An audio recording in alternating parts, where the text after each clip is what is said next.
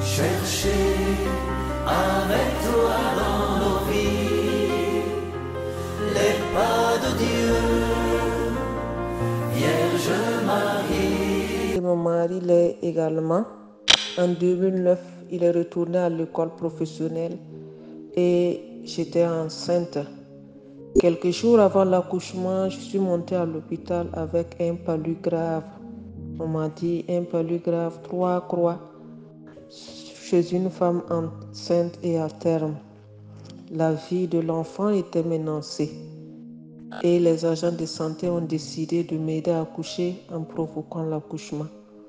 Malheureusement, jusqu'au lendemain, je n'ai pas pu accoucher et la décision a été prise de faire une césarienne. Quand on me poussait sur le chariot pour m'amener au bloc opératoire, ils m'ont dit d'enlever ma croix et ma bague de mariage. J'étais triste parce que je devais me séparer de ma croix au moment où j'avais besoin de cette croix. Mais j'ai dit, Maman Marie, sois avec moi comme ton fils sur la croix. La césarienne a été faite. À mon réveil, ma première fois, je demandais à celle qui était autour de moi où se trouvait mon fils. Car avant qu'il ne m'amène pour la césarienne, on m'a dit qu'il avait une détresse respiratoire. Vous n'arrivez pas à bien respirer. Voilà pourquoi la décision a été prise. Mes amis, mes parents qui étaient autour de moi me l'ont montré bien vivant. Ce n'était pas tout. Un anesthésiste qui a pris part à la césarienne m'a dit que mon bébé était mort lorsqu'ils l'ont sorti de mon ventre. Ils étaient paniqués.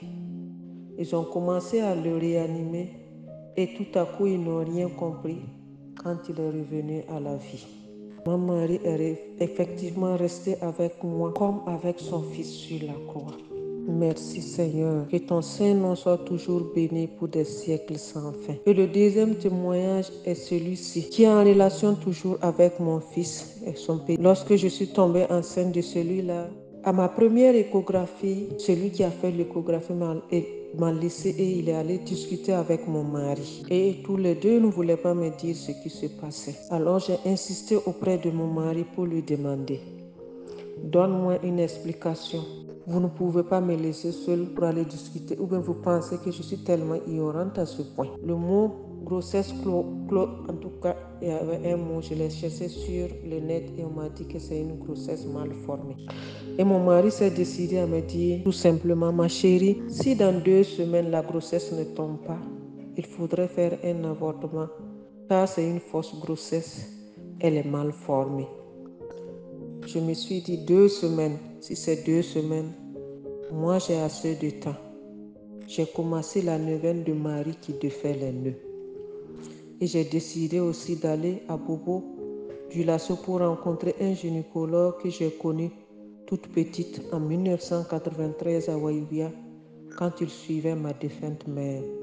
Lorsque j'ai pris le rendez-vous et avant d'aller au rendez-vous, la fillette de ma grande soeur, parce que je suis allée rester chez elle pour aller à mon rendez-vous.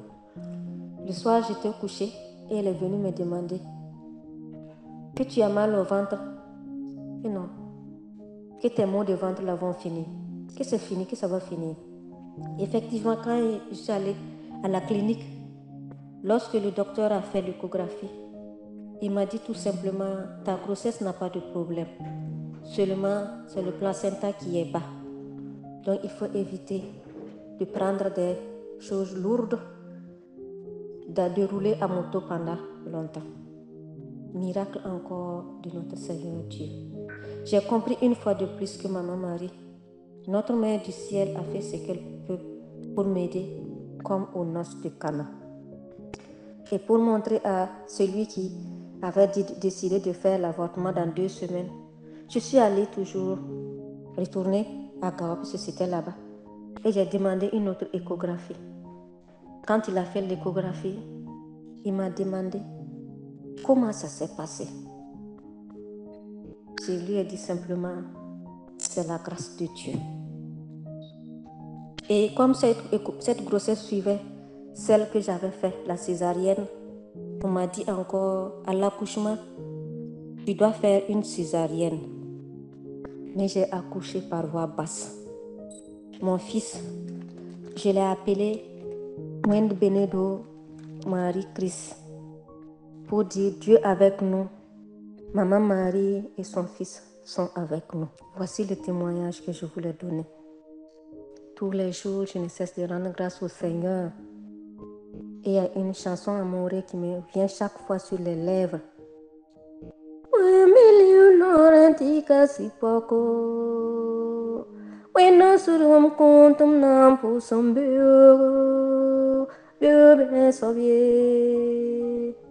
Pour dire que si je suis heureuse dans ma vie, si je ne manque de rien dans ma vie, c'est parce que le Seigneur est avec moi.